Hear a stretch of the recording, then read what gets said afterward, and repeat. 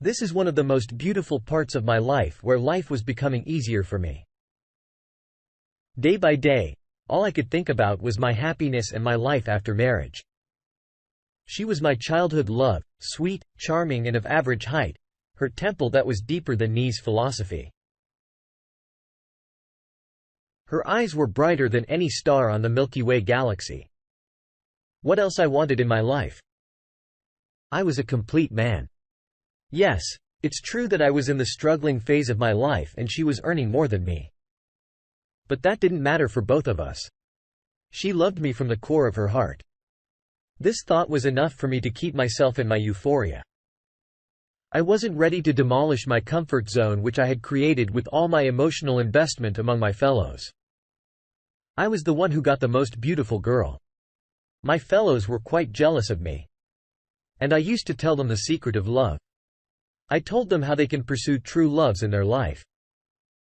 They emphasized on the fact that all a man should have is money because it matters the most. But I always used to prove them wrong by telling them that the only currency one needs for a true love is emotions. I thought they are the cool creators of this plastic world who have no compassion, no love and no emotions at all. Life is nothing for them but money, machine minds with machine hearts and machine souls. Such a miserable mark on the face of humanity. I remember everything we did. When we were young, we used to play hide and seek. One day we were playing hide and seek and she went to hide in a haunted house next to our home. I searched for her in the whole house but I couldn't see her. And then I thought crossed my mind that she could be there. I went there and searched for her in the whole house. I found her sobbing in one corner. When I touched her shoulder, she almost screamed. But when I looked at her, she hugged me so tired for the first time. She was crying in my arms and her heart was beating so fast. That was one of the most precious moments I had with her. Indeed, she was the most precious thing in my life. I could do anything for her. Love is always like this. The more you get into, the more it will absorb you. Her one smile was enough to make my day and Lord knows how many days of my life were made beautiful by the blessing of her charming smile. She used to look so beautiful whenever she wore yellow. I told her once that you are my sun and I'm the sunflower. My head is always turned towards you. She smiled and I could see the blush on her baby's cheeks.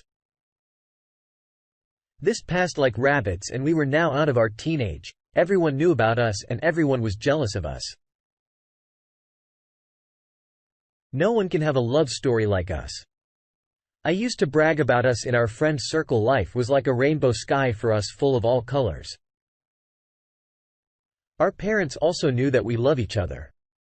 So after completing our degrees, they planned our marriage. She completed her internship and started working at the same place our parents were planning our marriage.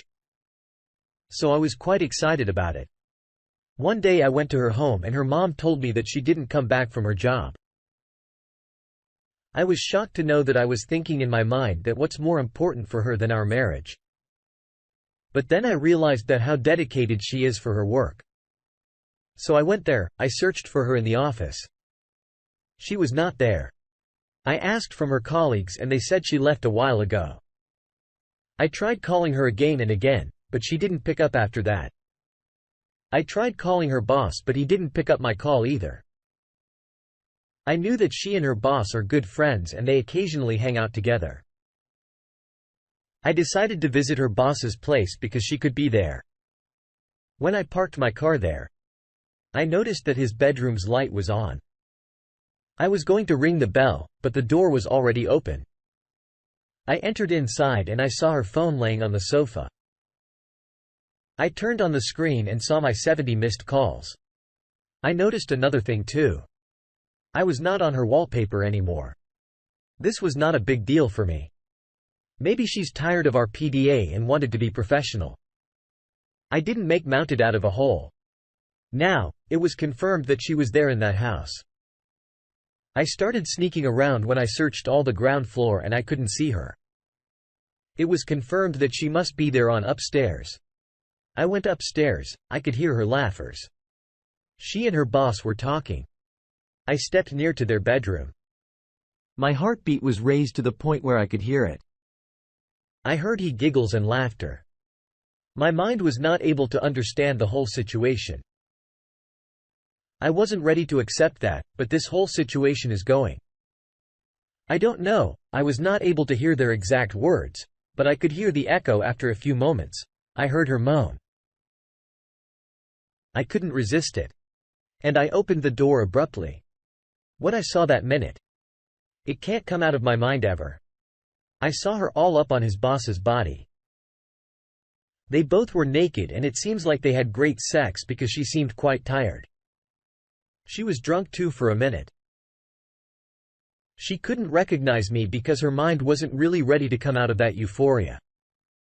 But when she finally realized that his fiancée is standing before her, she couldn't resist the shock. She screamed, "Martin!" No, but this was too late for everything. I was zoned out. I ran back to my car and she kept screaming and crying. "Martin! No, he dragged me into all this. I'm not the one to be blamed for this. I'm not the one to be blamed for this. Martin! We were never close to each other sexually. You never pleased me in that manner. You can't throw all the garbage on me like this. I can't be the bad guy in that story. I didn't cheat on you." I could hear her screaming and crying from the stairs. I looked back, but now I had nothing to lose in my life. So I kept going like a warrior who just lost his battle. I wanted to die. I locked my car and sat inside it. I didn't know where to drive. I looked for cigarettes in the dashboard and I found a pack. I removed this wrapper, took one out of the disc cigarettes, let it put the burner in my car and they just started smoking it. You lost your fucking bat and margin. I was regretting my fate. And in a meanwhile, she came out from her boss's house and ran towards my car. I saw her coming and I started worse my car in order to get away from her.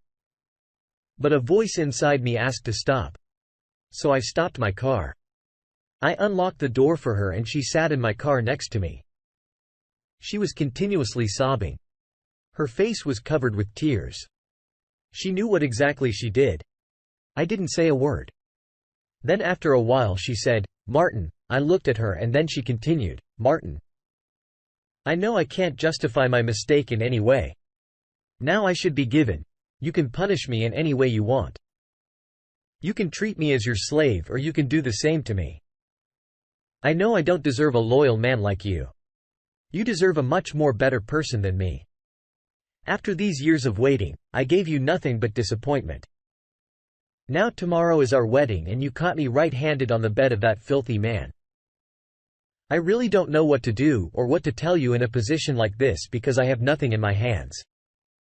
Now I replied, "The wounds you inflicted my soul would never be healed. Even if you'll keep putting the balm of love in it for your whole life. My soul is shattered and right now, I don't know who I am. Our marriage will take place in a normal way and no one will get to know what you did. This will remain between us and no one will discuss this topic ever again. It's been 10 years after marriage and I couldn't love her in the way I used to do that. One incident is still struck in my mind. My children will never know why I act so cold, but their mom will always keep